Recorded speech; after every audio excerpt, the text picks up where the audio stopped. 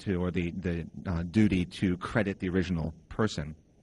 But the creator of the work can choose to restrict two things, and this gets a little controversial in the GPL versus Creative Commons ways of looking at the world. One is someone can choose a Creative Commons license that limits commercial use, so a company can't use it. Another thing they could do is limit people from actually making new works from it, what are called derivative works. That's right. So yeah, there is a CC license that would essentially be a copying license, right, which would be no derivatives. And, well, I guess you could have commercial reuse or not, depending on whether you want to do that exactly. And a lot of people think of it that way. Now, one of the reasons that we're interested in CC, if you're, I assume many of you are programmers or involved in creating other works, is that a lot of stuff needs music. And the people who control the music are anti-new technology. They're anti-open source, definitely. And unfortunately, they're in control. So what CC lets you do is if you have a new idea, like, for example, I'm sitting next to, in my booth, the open source Guitar Hero guy, and he's playing totally copyrighted music right now. That's probably not a big deal here, but he can't distribute that on the internet. If he distributed his application with that copyrighted music, he'd be in big trouble. What he instead could do is distribute his app with Creative Commons licensed music from any of the higher quality sources, like Magnatune or Jamendo or CC Mixter. And that's probably the nicest thing, is he wouldn't get sued. So first of all, he'd be dealing with other people that are like-minded, and he'd avoid getting in trouble. Another attribute of Creative Commons, a little bit different than GPL, since GPL is very techy, the public is very angry at big media, right? When you use BitTorrent, you don't usually feel like it's stealing. You just feel like it's taking stuff from big evil companies who don't deserve to get paid anyway. But people don't feel that way about Creative Commons. So you automatically get some free sort of warm, fuzzy buzz. And in fact, that's the kind of thing that I've very much seen with Magnatune. For example, 1.5 million people link to Magnatune, and a large part of that is because of the buzz we got about being an open music label. It also helps us get massive exposure because we're part of a general trend. So, for example, USA Today did a piece on us, so did The Economist, and it even goes global out to Japan. This sort of PR, I tried to buy, actually, by hiring a PR person. You can't buy it. You actually have to be interesting and be something that people want to write about. The numbers are certainly huge. They become part of a global trend. Flickr is contributing a massive amount of information. I don't know if Mike's going to give us newer numbers than that.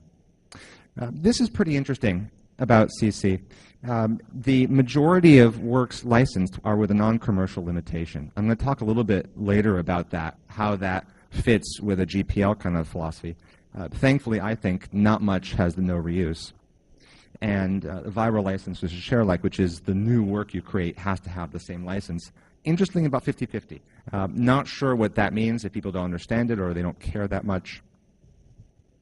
In the musical space, it's not as much of a problem in the U.S. as it is the rest of the world. But if you're a musician and you want to get paid when you're played on the radio, you have to sign a contract with a collecting society, and that collecting society has rights to your music. And for a long time, they didn't want CC to be an alternative, but they're legally obligated to. In Europe, if you try to sign with a collecting society, you can't be Creative Commons as well. So it's really a problem.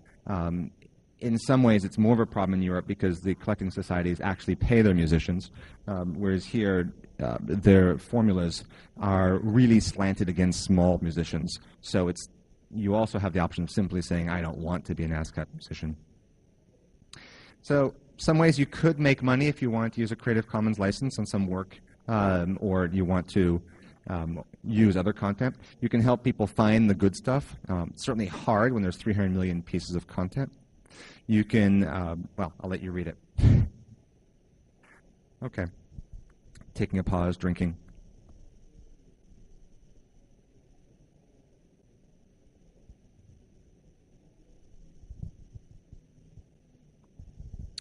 So I give you a short overview about what Magnatune is and what I'm trying to accomplish with it. So to set the scene a bit, There's kind of two directions that culture is going right now worldwide. It's either a piracy everywhere scenario where we ignore copyright and we do what we want, and versus a permission society where we have DRM on everything and we can only do what's been permitted. One example, permission society, is here's a song that my wife bought and then she used on a different laptop, and it wants to know if you're the same person and if you should have permission. I have way more than 5 computers. So this is permission society. Another aspect of permission society is every time you buy a major label record, you help fund the lawsuits of college students. That may not be something you want to do. The alternative is BitTorrent. In 16 minutes, I could download a brand new film that's showing down the street. I may not want to go see that film in the theater for whatever reason. I want to watch it at home, but I don't have the alternative of buying it for a number of complicated reasons. And BitTorrent is very compelling, but it doesn't usually worry about rights and payments to the people who created the work. So what I wondered is if there would be a third way where music would still have a copyright and some sort of usage, permissions and restrictions that would allow people to get paid from that. So this is, it's a little bit washed out, but that's what the Magnatune homepage looks like right now. It's focused on listening and the things here. A few things I'll mention. One is all the music is Creative Commons, non-commercial, share-alike licensed, so you can download it and reuse it, and people do all the time in software. A totally different view of this site comes inside either Rhythmbox or Amarok. If you use Rhythmbox, you can enable the Magnatune plugin.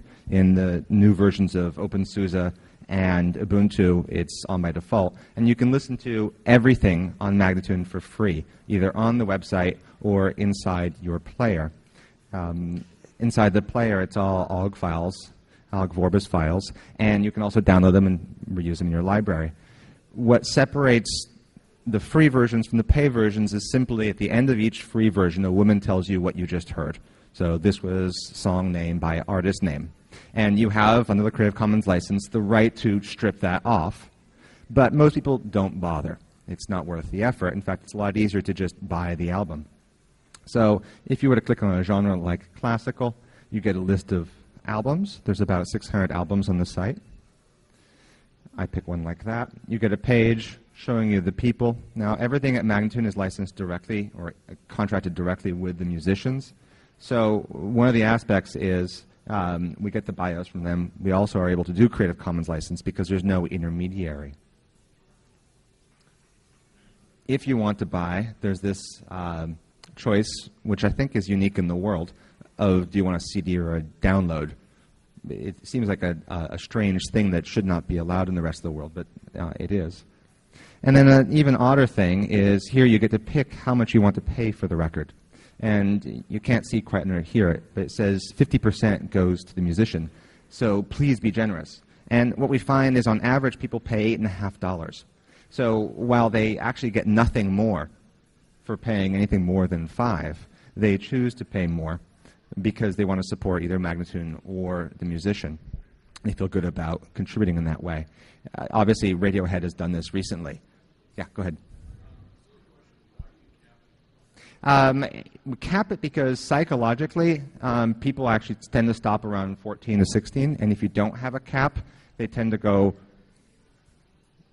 yeah. So, yeah, so the question is, why does it stop at $18? It's a good question.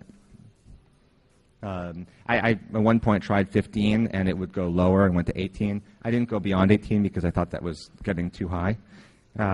In the first 2 years of our site, we had a donate button and actually got like $15,000 in donations from that. The world, though, has moved on and no longer sees us as a charity case, so we don't get donations anymore. So, different world. Okay, here's, if you click on license on that previous page, if you abide by the Creative Commons restrictions, then you actually can download the song straight without buying. That is the version with the speaking at the end. This is really popular with podcasters, since they can just click download and then automatically play in their podcast, and they don't mind spending the 30 seconds to chop off the MP3 talking at the end. Okay, the actual making money part is split into two. One is to sell downloads and CDs, but the more interesting one is actually selling the companies. So in the U.S., the music business is a $12 billion per year business. 9 of that is actually music licensing. It's B2B. Only 3 of that is actually consumer sales. And right now it's all done either through collecting societies or lawyers talking to each other. So we've got a whole slew of different things, and the idea is you license just by clicking and saying you want it online. Another aspect of this is that there's no permission process, so we don't exert creative control over that. This has been a pretty good business model, and it's one I think works in other places. I adapted it, frankly, just from MySQL, this idea of dual licensing. We've got the Creative Commons non-commercial license on the free side, and if you want to be commercial, then you have to pay. And what happens is the free reuse tends to drive demand, publicity, examples that then convert into actual sales. So that's what that looks like if you were to do it. People ask, how does the price get determined? We just ask a bunch of questions and we give them a fixed price. It's worked pretty well. Actually, the more interesting cases are not so much the small licenses as much as the people who have crazy new ideas. Renault had a MP3 hard drive player in this car called the Megane. And what they wanted to do was just fill it with 30 gigs of music and have a USB slot in it, so that whatever you're listening to, you could put a USB hard drive into it. It would copy that song and you could run with it. But also, your car would then have all the music you might need. Pretty interesting. No label wanted to deal with them for a number of reasons. One is 30 gigs of music would typically be $30,000, which was more than the cost of the car. They also didn't like the no DRM, the fact that people could just do that. Now, what was cool about this is they also took our songs, they put them in their TV ads, and on their website, they made downloads of 15 of our songs, and you can't see it because it's kind of small, but they actually advertise us. They say they partner with net label Magnatune, because the ad's kind of cool, because if you see this is just like yet another small car. How do you make it interesting? Another example would be Harley took one of our songs and branded it and put in their ads and put it on the website for a download. And this is kind of really, really different from a traditional record label. This is the guy who did the song that was in the Harley, and he's really psyched. And the musicians going out and proselytizing you, as opposed to what happens with the majors, actually is a huge help. All right.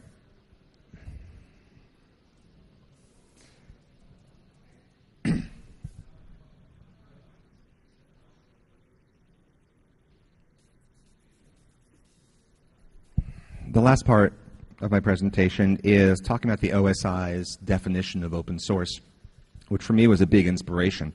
What I did is I looked at Linux and said, well, how is it that Linux was able to compete against Microsoft?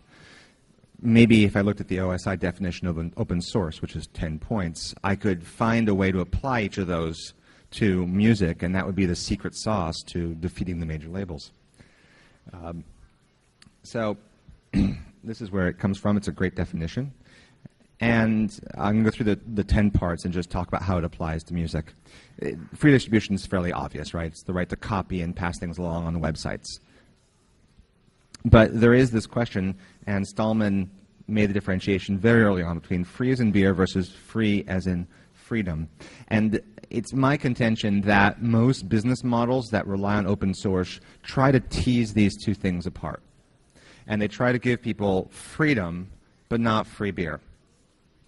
If you go to the free beer route, you tend to become a donation-based company. If you try to give people freedom, then you sell them something else in order to get the free stuff.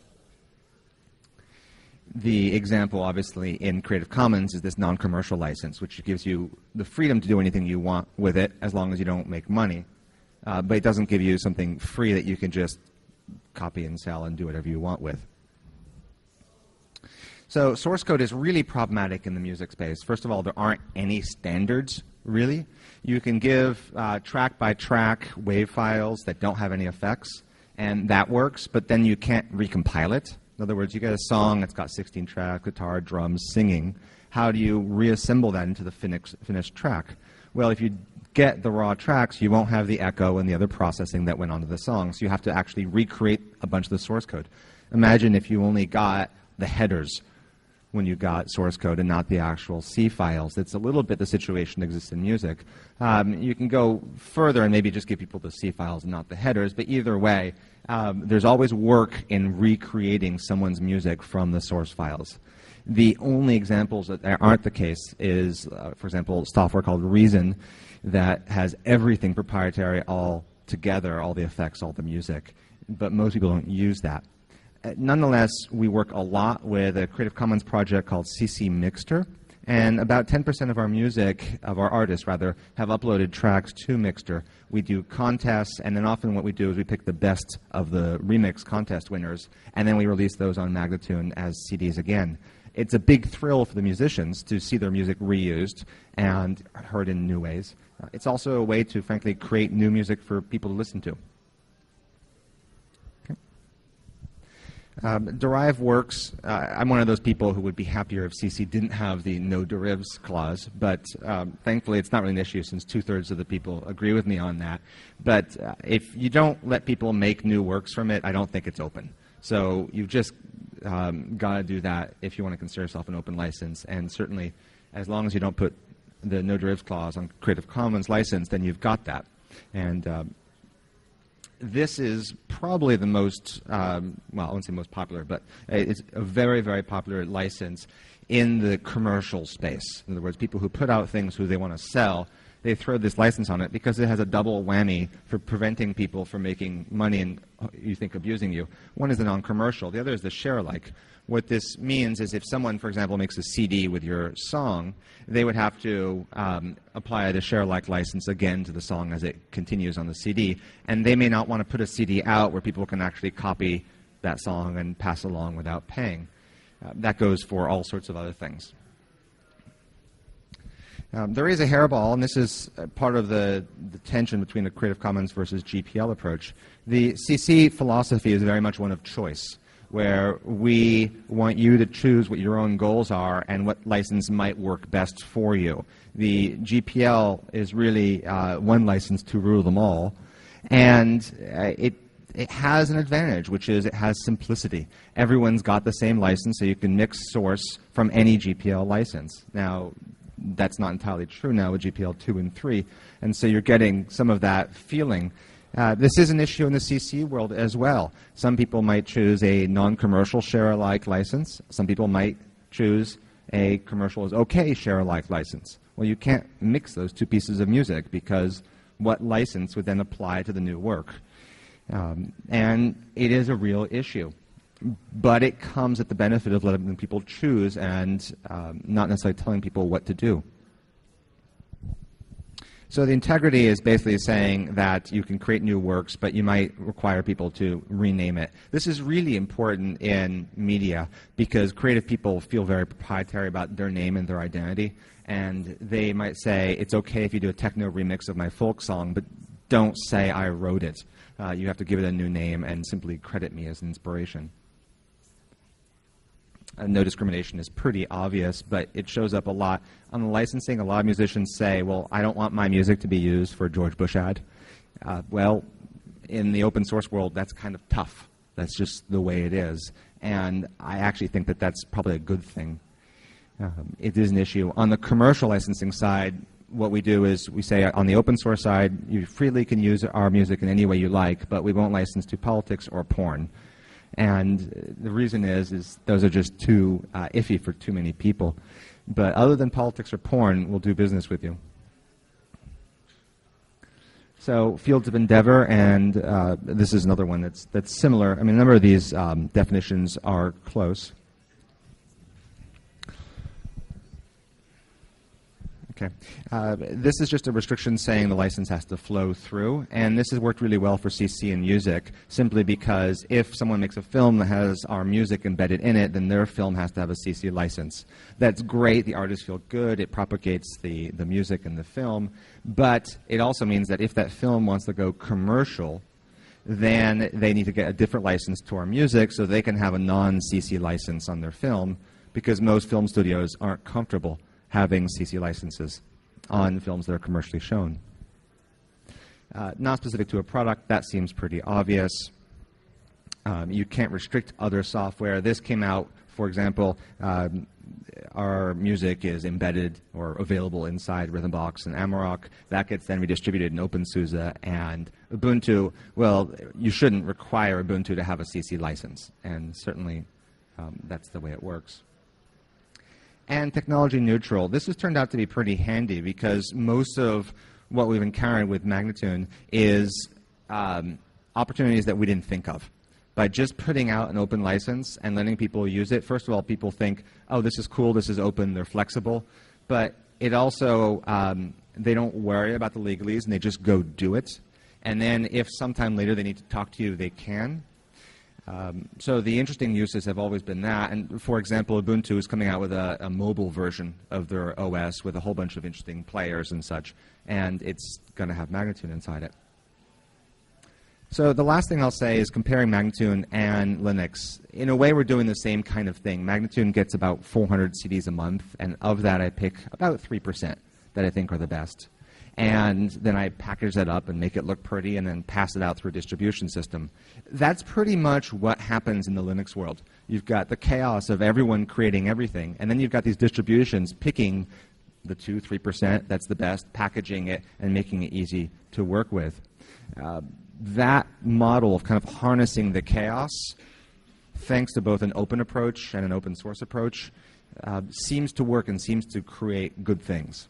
So, thanks for listening.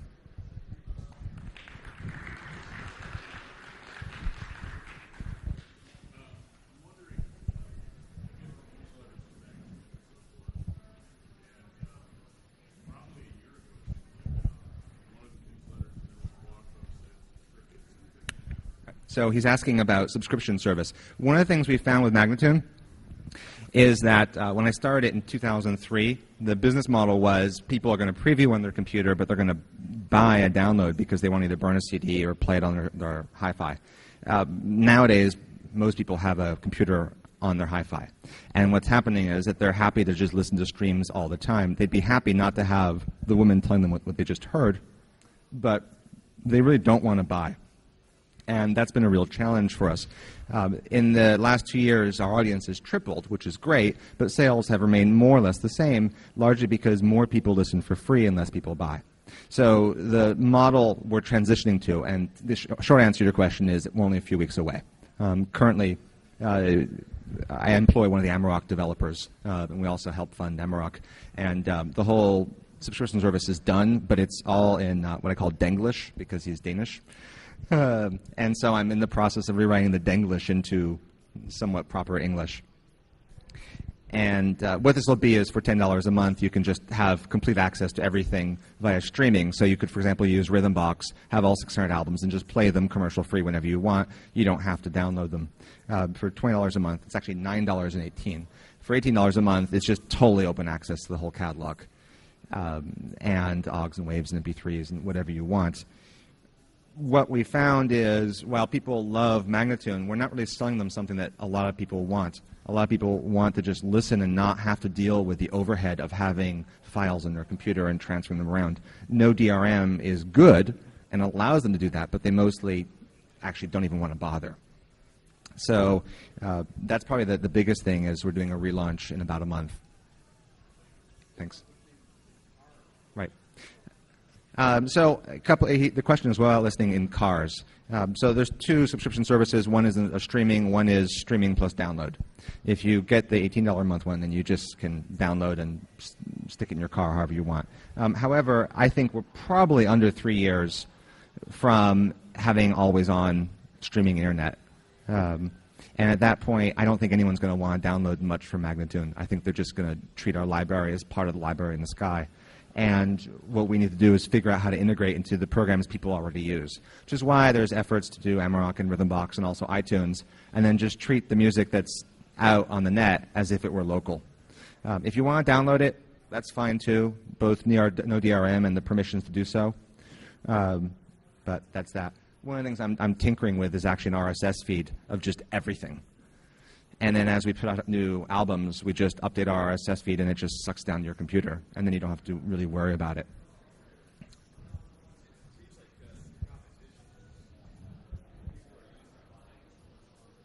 Mm-hmm. Right, so the question is, our competition, which is mainly iTunes, sells songs by the piece, and to some degree Amazon as well. Do we see doing that? No, because our customer base isn't large enough to make a living at 99 cents a song. Not to mention, it would require a much bigger commitment of having an account and then a debit profile where you put $10 in and then deduct from it. We also sell our music through Amazon and through iTunes. And I can tell you that money's not good anymore. It was pretty good 3 years ago, but now the library in the sky at iTunes is so big that doesn't do much for you.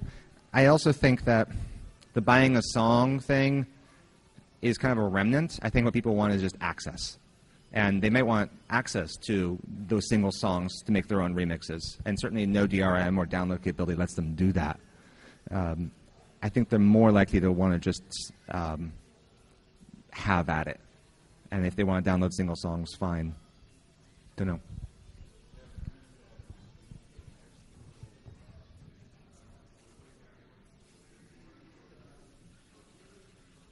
Right, so the question was, am I using a CDN or some sort of external service? I found, I'm hosting a company called Hurricane Electric down in Fremont. I also host in France.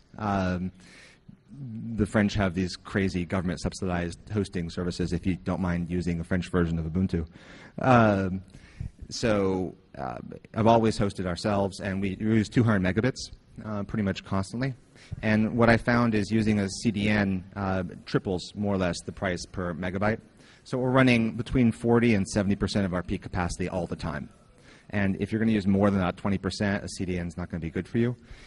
Haven't used BitTorrent mostly because enough of our audience didn't use it. But one of the things I'm playing with as well is having big multi-gig files of our whole library for subscribers and then just allowing people to torrent them. And that works out pretty well, especially if you make torrents that have many files linked in them. Then people can get updates, and it notices what files you don't have and then just downloads the new albums, which is really neat as long as you leave it in that same place. I do use high-speed, stupid web servers like either MathOptD or LightHPD instead of Apache, because Apache can do like maybe 10 simultaneous MP3 streams, and then the CPU is really unhappy. LightHPD is what Wikipedia uses, and had good experience with it, but you need a lot of bandwidth.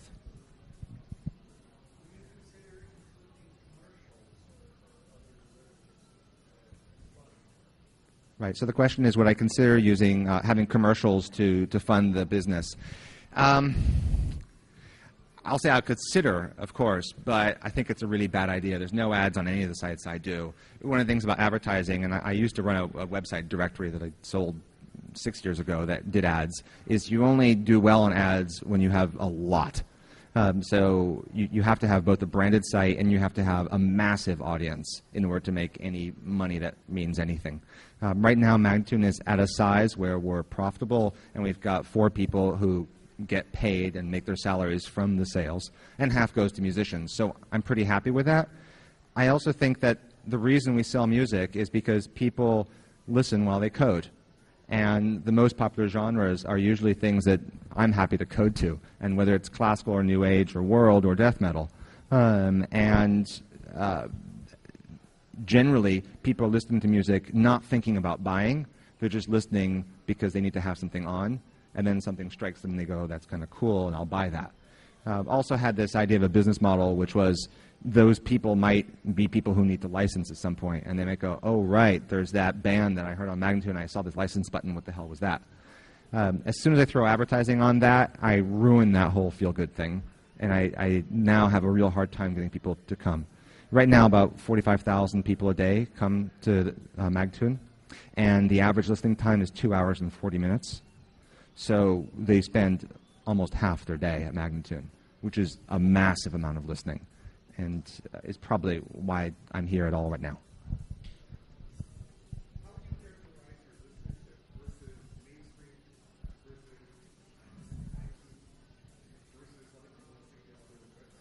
Right. So the question was, how do I characterize my listeners?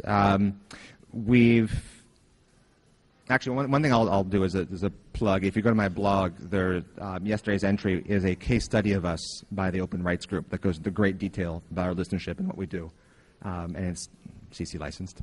But characterizing our listenership, first of all, it's older than I thought. We did a survey with an economist, and a little under half was over 40, which surprised me. About, I think, 42% of our sales are classical. People who come into the site, only 10% of them click on classical. So it turns out that people who go to the site eventually end up listening to classical. The top genres are classical first, and then world, new age, and then rock.